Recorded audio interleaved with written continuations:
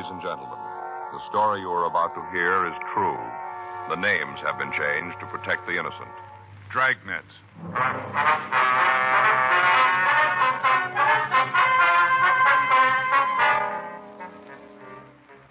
You're a detective sergeant. You're assigned to robbery detail. A hold-up man has been hitting the banks in your city. After 2 months of following down leads, you get a possible identification. Your job? Check it out. It was Thursday, July 25th. It was warm in Los Angeles. We were working the day watch out a robbery detail. My partner's Frank Smith. The boss is Chief of Detectives Thad Brown. My name's Friday. We were on our way out from the office, and it was 10:42 a.m. when we got to 896 Duane Street. Front door. I'll get it again. Guess there's nobody home. Huh? Yeah. You see in that window? No, can't see anybody moving around in there. Now, let's try the back. Right. Around this way. Uh-huh. Hey, sure pretty, isn't it, Joe? What's that? Rose tree there, Bella Portugal. Sure pretty. What? They's got one started out by the back fence. Isn't that big, but we got roses on it already. What'd you call it? One of those Bella Portugal rose trees. Oh. I'll pick a couple for you. Bring them in the office. Thanks, Frank. I don't know what I'd do with them, do you? Well, you can give them to Ann. She'd like them. Yeah. I get it. See anybody? No, looks like there's someone on the lawn chair over there, doesn't it? Miss Clark? Yes, who is it? Yeah, come on. You Miss Viola Clark? That's right. Police officers, Miss Clark. This is Frank Smith. My name's Friday. Well, how do you do? How you doing, ma'am? What can I do for you? We'd like to ask you a few questions. About Louis? Yes, ma'am. Well, would you mind talking inside? I'd rather the neighbors didn't know all my business. All right, fine. We can talk in there without anybody hearing. Yes, ma'am. Sure a beautiful morning. Hot. Mm-hmm. We're planning a little trip down to the desert this weekend. Get some rest and a little sun. Yes, ma'am. I was trying to get a tan before then. Mm-hmm. Look funny. Thank you. Just go on through the kitchen. We can talk in the dining room. All right, thank you. I just feel funny going to a place where there's a swimming pool and sitting there without a tan, don't you? Yes, ma'am. Well, I do anyway. It makes me feel self-conscious like. I see, ma'am. Well, just go on in and sit down. I'll get us something cold to drink. No, that's all right, Miss Clark. Thank you. Oh, how about you, Mr. Smith? No, ma'am. Well, I'm going to have something. Bill, that's my husband, brought me a case of that new kind of drink, you know, without any calories. Yes, ma'am. All kinds of flavors, supposed to be for people who are supposed to reduce. Of course, I don't really need it, just that Bill bought it and all. Mm-hmm. Sit down. Thank you. Now, what was it about Louis? He's your brother, is that right? Well, yes, actually, he's my half-brother. You see, his father died and our mother remarried. I see. He's my half-brother. When did you see him last? Oh, let's see. I guess it was before the trouble. That'd make it about 10 years ago. Mm-hmm. You heard anything from him since? Oh, a couple of times. Different people have told me they saw Louis. He always sent his best. But you haven't talked to him, huh? Well, no, not in 10 years. Would you excuse me a minute? I forgot the bottle opener. Yes, ma'am. When Louis got into trouble, we sort of stopped seeing each other. I tried to write to him when he was in prison, little talky-talk letter, but they just seemed to separate us more. What was that again, ma'am? I didn't hear you. I said that I tried to write to him when he was in prison. Sort of a talky-talk letter, but, well, they just seemed to separate us more. I see. Did you see him when he was in prison? Oh, no, it was during the war, and I was pretty busy with other things. Uh-huh. Bill, my husband, was overseas, and I was writing to him, sending him little things. Just never seemed to get around to seeing Louis. I thought about it, but just never quite seemed to get to it. It's a new flavor. Pineapple pie, kind of tangy. You sure you don't want any? No, thank you. Oh, that's good. I've got some little crackers, low calorie. Would you like some of them? No, ma'am, thank you. Well, when Louis got out of jail, I heard he went back east, Salt Lake, I think. Got a job with a paint store back there. Mm-hmm. Did pretty good. Something happened, though. He quit or got fired or something. Anyway, he came out here again. Do you have any idea where your brother might be staying? No, last I heard it was in some furnished room down on Pico. Would you have the address? I'm afraid not. Do you have any idea where we might be able to get it? Not the least. Uh-huh. What's he done this time? Well, it'll be better if we talk to him about it, ma'am. Well, it seems to me I'm his sister. You should be able to tell me. I'm certainly going to cooperate with you. I think it'd be better if we talk to him, though. That's the way you're going to handle it. There's not much I can do. Did your brother have any hobbies? Anything that he might try to work at? No, not that I can remember. Well, when he was a kid, I think he used to collect stamps, but then I guess every boy does that. Mostly, though, he used to read a lot, always had his nose in a book. Had a big collection of those books you could buy in the 5 and dime. You know, the little thick ones. Yeah, I think I know what you mean. I guess he had just about every one that was ever published. There was a big thing with the kids in the neighborhood. Well, Louis had about 100, all different stories. He built a case for them out in the garage out of apple boxes. I remember that, out in the garage. Yes, ma'am. Had a library going, little cards and everything. Charged the kids 2 cents to read the book. Real going business. Oh, he was a funny kid. Always trying to figure out how to get somebody else to do the work for him. He'd say that if he had his way, he'd get what he wanted without really working for it. Wonder if being in jail made him change. If he still feels like that. What's that? That he can live the easy way. He's still trying.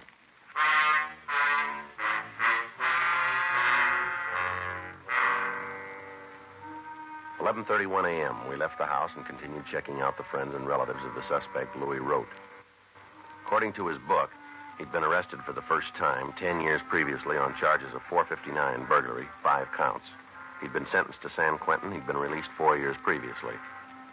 On June 11th, he walked into a bank at the corner of Reservoir and Montana Streets and robbed the place of $1,180. He'd hit again on June 19th, July 12th, and July 23rd. In each instance, the victims were shown mug books, but they were unable to make a positive identification. On July 24th, we talked to a cab driver who had driven the suspect away from the latest holdup. He was able to give us an identification of the suspect, but when we checked the area where Rote had left the cab, we were unable to come up with additional information. The other victims were shown Rote's picture, and all of them made a positive identification. Locals and APBs were gotten out on him, and all places he was known to frequent were checked. Still, we couldn't take him into custody. 2 days passed while we looked for the suspect. On Friday, July 26th, the bank located on Hollywood Boulevard was held up for $1,800. The suspect matched the description of Rote. From one of the people in the vicinity, we got the number of the cab the suspect was supposed to have taken. We got in touch with the traffic manager of the cab company and got the name and stand number of the driver. 9:20 p.m. Frank and I drove out to see him. Corner of Hollywood and Loma Linda? That's right. Bank near there. What time was it supposed to be? Well, the way we got it, about 5. Tonight? That's right. I don't recall the guy. You sure it was me? Well, we got the number of your cab. Oh, you're pretty busy today. Let me check the waybill. All right. Let's take a look here. Yeah, here it is. Loma and Hollywood. Where'd you drop the fare off? 2000 block on Sunset. That'd be near Echo Park? Yeah. Can you tell us anything about the man? No, like I told you, I've been pretty busy tonight. Well, that's pretty important.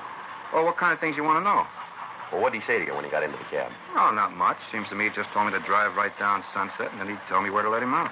Was there anything about him that stood out? An accent, maybe? Scar, birthmark, anything like that? No, it doesn't seem to me that there was. I could only get a glimpse of him in the rearview mirror. He was kind of sitting off to one side. Kind of hard to see. You don't remember anything about him then, huh? No, nothing that'd help. Did you say where he was going? Well, not that I remember. Just told me to drive right down Sunset until he told me to stop. When he got out of the cab, did you see where he went? I didn't notice. He said something about getting a drink and asked me if I could name a good bar for him. Did you? I couldn't. I don't know the neighborhood very well. I told him they were all probably pretty good. Did he seem drunk to you? Well, he had more than a couple. I can't tell you how many. You know, some guys can hold more than others without showing it. Yeah. Well, he was like that. Hard to tell how many he'd lifted. Uh-huh. Say, something might help. I just thought of it. Yeah, what's that? He had a kind of a mole on his face right by his mouth. On which side, do you remember? Well, let me think now. I was looking at him in the mirror. It was on his left side. The mirror shows things on the side that... Yeah, it'd be on his left side. Mm-hmm. Yeah, I always get mixed up like that. You know, when you look in the mirror, if you got something on the right side of your face, it's on the left side of the mirror. Yeah. Well, I was looking at him, so it'd be on the same side as I saw it.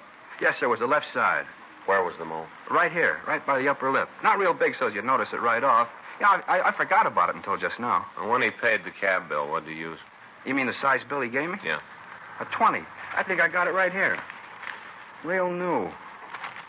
Yeah, here it is. He had a whole fistful of bills just like this, all brand new. Mm-hmm. I asked him if he was going on a trip. You know, people draw a lot of money out when they're going to take a trip. I figured maybe that's what he was going to do. What did he say? Well, he said he wasn't. Said he just made a withdrawal from the bank, but he said he wasn't going away. Well, he's wrong there. Huh? As soon as we find him, he is.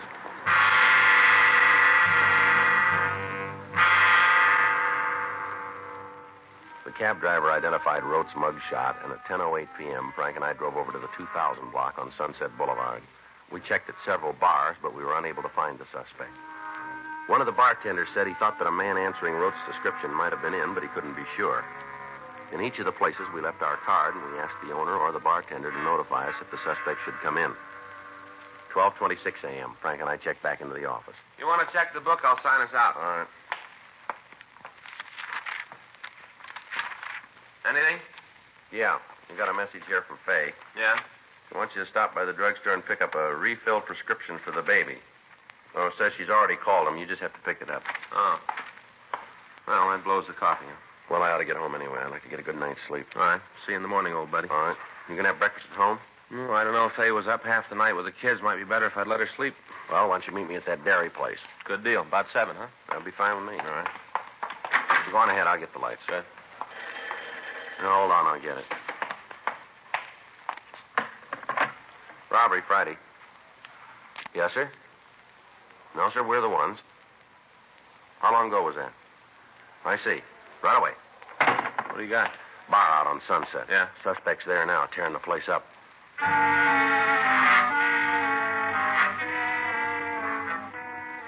We left the city hall and we drove over to the bar on Sunset Boulevard. By the time we'd gotten there, a police unit had arrived and the disturbance was under control. The suspect had left the scene and a broadcast was put out to all cars in the area carrying his description and the description of the clothing he was wearing. When we walked into the bar, the bartender was sitting at one of the tables in the back of the place holding a stake to his left eye. The place itself was a mess. Bar stools were scattered over the floor, tables were upended. The back bar was smashed and the mirror that ran along the length of the bar itself was broken. Frank and I checked with the officers from the unit, and then we went back to talk to the bartender.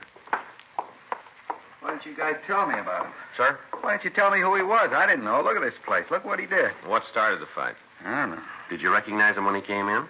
No, right off. He sat down, ordered a drink. Next thing I know, the place is coming down around me. And when did you know he was the man we were looking for? After he belted the fella next to him, that's when I knew. Called you right away. You should have told me he was rough. You should have told me.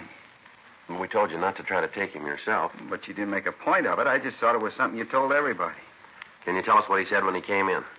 We were having a nice night. Pretty good business. Sitting there watching the fights on the television. Nice and quiet. Pouring good. Looked like a good night for the till. Yeah. Door swings open, and in comes this guy. I didn't pay any attention to him. Walked over and sat at the bar. Right there in the middle. Sat at the bar. Mm-hmm. Ordered a highball. He had a couple. I should have known right then. I'd been in this business any time at all. You should be able to spot the ones that are likely to cause trouble. What did he ask for in the drink? Bourbon and ginger. I mixed it, collected for it, and then went back to watching the fight. I had a little bet on it. Always take the white corner with one of the regulars. You know, a couple of bucks. Mm-hmm. I'm standing there watching the fight. All of a sudden, there's one going on in the room. This new guy and the fella next to him. Going at it hot and heavy. All right, go on. This do any good, you know? What's that? Holding a stake on a black eye. Supposed to take swelling down. I wouldn't know, sir. Sure hope so. Guy laid a bottle on my cheek. Feels like he broke something. You want us to call a doctor for you? No, I'll check one later. Other cops asked me the same thing. I'm all right. Yes, sir. Would you like to go ahead with your story, please? Not much more to tell. The place just seemed to explode. I jumped over the bar. I got a billy club in the back. Grabbed that and jumped over the bar and tried to get the two guys apart. They were throwing everything they could lay their hands on at each other. Well, look at the place. You bet if I just put a lock on the door and open up someplace else, it'd be easier. Just to be sure, would you take a look at these? Just the man who caused the fight. Wait a minute. I can't see too good. Yeah, that's him. You're pretty sure, are you? Yeah, Louis wrote. That's the fella. Well, this afternoon when we talked to you, you said you didn't know him. It didn't make much of an impression then. When I saw him in person, I remembered. Well, he was in here earlier then. Yeah, same guy. Did you hear him say anything at all that might help us find him? No, but you ought to talk to the guy you had the fight with. Yeah? He went to school with Rote.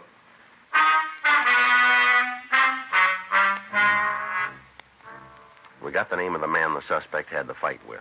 We drove over to his home and talked to him. He explained that he'd been enrolled in a night class with Rote. He went on to say that they'd met at school when both of them were studying criminology at one of the colleges in the area. We got what information we could about Rote, and then Frank and I went back to the office. We tried to contact the school, but we were not able to reach anyone who could check the registration records for us. The next morning, we called the head registrar and asked her to check the records in the college night extension courses for a Louis Rote. 30 minutes later, she called back with the suspect's address. Frank and I left the office and drove out to the place, a 2-story boarding house out on Adams Boulevard. Rote had moved, but he'd left a forwarding address. We drove over there and found that he was still registered. We got the number of the room. We went upstairs. Frank stood on one side of the door while I took the other. Just a minute.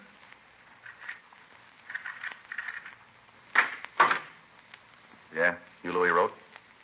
Yeah, what do you want? Police officers, you're under arrest. For what? Suspicion of robbery? How'd you get to me? We did. Can I get a coat? No, you tell us where it is. We'll get it for you. Closet over there. I'll get it. There's a bottle of aspirin in the pocket there. Make sure you don't drop it. Hangover I got, I'm going to need something. Yeah. I don't think I ever had a headache like this one. Terrible. Well, you better get used to it. Huh? They're going to get worse.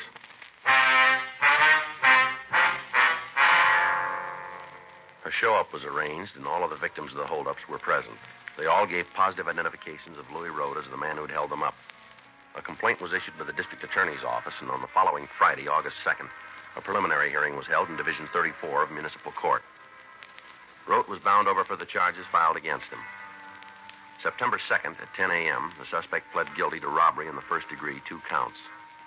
Rote asked for immediate sentence, and the judge complied with the request. He was sent to San Quentin, where he went through the clinic. On recommendation of the authorities at the prison, the board ordered him sent to the penitentiary at Chino, California. 7 months had passed since his arrest, and from what we heard, Rote was a model prisoner. During that time, we cleaned up a string of loan company holdups, and Frank's children had gone through the chicken pox and several types of virus. On Sunday, February 23rd, Frank and I were in the office trying to catch up on the detail work. You got the L.A. number on Lawrence Pachetti? Yeah, wait a minute. Here you are. 168947. 68947. You sure mean one. Yeah. Terrible what he did to that kid, isn't it? Oh, man. Robbery Friday. Yeah, Savage. Mm-hmm. When did it happen? Well, we know how he did it? All right, we'll check into it right away. No. Send it down, will you? Right. Bye. Teletype in from Chino. Yeah? Rote just broke out of jail.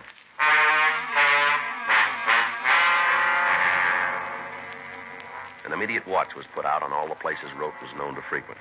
All officers in the field were supplied with descriptions and pictures of the suspect. From the story as we got it from the prison officials, we were able to piece together the method of Rote's escape. Several months before he'd started on the bank robberies, he'd gotten work as a day laborer up at Chino. He'd managed to bury a gun and several $100s in a watertight container in the prison grounds. On his arrival at the prison, he'd waited for the right moment, and then he dug up the weapon and the money and made a break. He'd picked Sunday, a day when the prison grounds were crowded with visitors. Fortunately, there'd been no one hurt when Rote had escaped. However, we knew he was armed and he was to be considered dangerous. 2 days after his escape, a man answering his description held up a grocery store. From the clerk, we obtained a positive identification of Rote. The next day, he hit again. This time, he beat one of the clerks in the store when the man refused to open the cash register. Additional information was forwarded to all law enforcement agencies throughout the area. Rote's picture was carried on the police television show, and the daily newspapers cooperated and carried his likeness and description. Calls began to come into the complaint board from people who thought they'd seen the suspect. In each instance, the information was checked out, and several of the reports appeared authentic. On Wednesday, March 4th, we got a call from Calvin Niles, the bartender who'd given us the original information on Rote. Frank and I drove out to see him. I tried to hold him here, tried my darndest, but he wouldn't go for it. Mm-hmm. Did you talk to him at all? Yeah, I had a couple of words. What about? Mainly about the fight he had before he got him. You know, when he broke up the place? Mm-hmm. Talked about that. He said he was sorry about it. Told me the other fella caused it. Mm-hmm. Said he'd like to be able to pay for it, but he didn't have the money. I thought he was going to hit me up for a loan. The way he acted and all. Thought sure he wanted to make a touch. Did you say anything at all about where he was staying? Not a word. Didn't give you any indication Nope. at all? Was he driving a car? Not that I could see. When he walked out, I went over to the door to see if I could spot anything, but by the time I got out from behind the bar, he disappeared. Is there a cab stand around here? A couple of blocks up the street. Think he might have taken a taxi? We'll check it. I don't think he could have gotten that far in the time it took me to get to the door. I can see that far, and I didn't see him. Mm-hmm. I don't think he took a taxi. Did he come in alone? As far as I could tell, he came in, sat down, ordered a highball, drank it up, and left. I don't think he was here more than 5 minutes, all told. But you're pretty sure there wasn't anybody with him, are you? Yeah, I had been. I'd have seen him. Did he look like he was going to meet anybody here? Not especially. Give you any reason for coming in? Not right out, he didn't. How do you mean? Lucky I did it now, I guess. I didn't plan it that way. What's that? I told you I thought he wanted to make a touch. Yeah. I told him I'd just taken the money to the bank, dropped it in the night depository, said I'd cleaned the place out. He left right after that? Yeah, finished up his drink and walked out. Sure got a lot of nerve, if you ask me. What do you mean? Well, he comes in the place once, breaks it up, then comes back to try to hold it up. Well, you're not sure about that, are you? As far as I'm concerned, that's what he came in for. Can you give us a description of what he was wearing? Plain blue suit. Looked like it was gabardine, 2-button. How about a hat? No, he wasn't wearing one. Had on a white shirt, black knit tie, you know, the narrow kind. One of those little stick pins shaped like a little ladybug. You know the kind I mean? Yes, sir. One of those. All right, Mr. Niles, if anything more comes up, we'd appreciate a call from you. You get it. I'll tell you one thing, Sergeant. What's that? After that fight, I did just about everything I could to help business, help pay for the damage. Yes, sir. This is one customer I want to lose.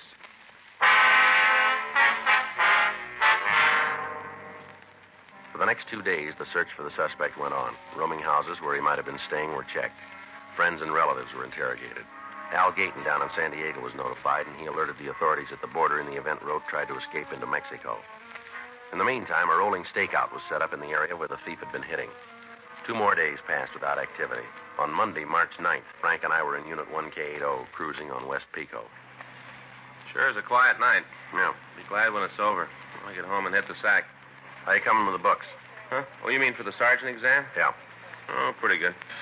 All units, attention, all units. A 211 has just occurred at the grocery store at the corner of Pico Boulevard and Ottawa Street. Unit 1R13, handle the call, code 3. Better hit it. Yeah.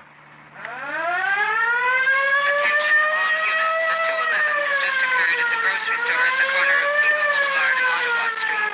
Unit 1R13, handle the call, code 3. 1K80 to Control 1. Control 1 to 1K80, go ahead. Code 6 at Pico Boulevard and Ottawa Street. Control 1 to 1K80, roger, KMA 367. Attention all units. Attention all units. Be on the lookout for the following described suspect wanted in connection with 211 at grocery store at Pico Boulevard and Ottawa Street. Suspect described as WMA, 40 or 50 years, 5 feet 8 and 1/2, 150 to 155, medium build, gray hair. Suspect was wearing a dark blue suit, no hat, white shirt, black tie, and black shoes.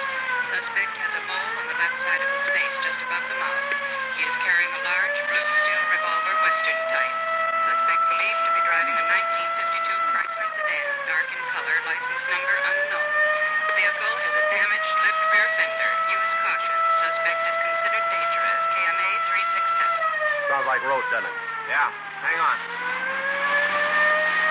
Here's Pico. The car that just passed us. Yeah? Dark Chrysler sedan, dented left fender. You better check it. Right. Hold it. It's taking off. You better lean on it. Doesn't look like he's going to stop. Watch it, Frank. The streetcar.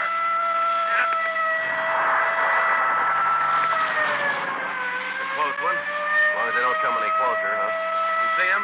Yeah, up ahead. You going to try a shot at him? No, we can't. There's too many people around. Well, we're pulling up. All right, hold it steady. Pull over, police officers. He doesn't act like he hears you. It's Rote, all right. Yeah. Try to cut him off. All right, come on, Rote. Pull over. Nothing. All right, cut him off. Right. Hang on.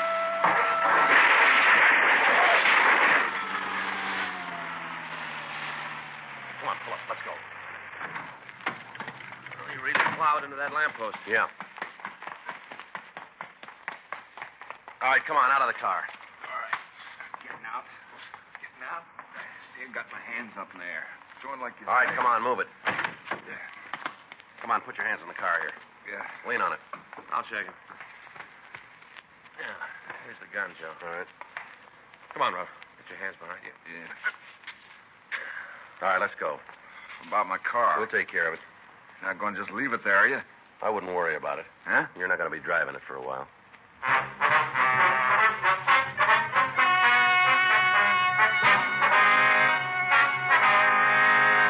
Louis Albert Rote was tried and convicted of robbery in the first degree, 4 counts, and violation of Section 4530 PC, escape. Robbery in the first degree is punishable by imprisonment in the state penitentiary for a period of not less than 5 years. Escape from a state prison is punishable by imprisonment for a period of not less than 1 year. Said second term of imprisonment to commence from the time the prisoner would otherwise have been discharged from said prison. You have just heard Dragnet, the authentic story of your police force in action, and starring Jack Webb, a presentation of the United States Armed Forces Radio Service.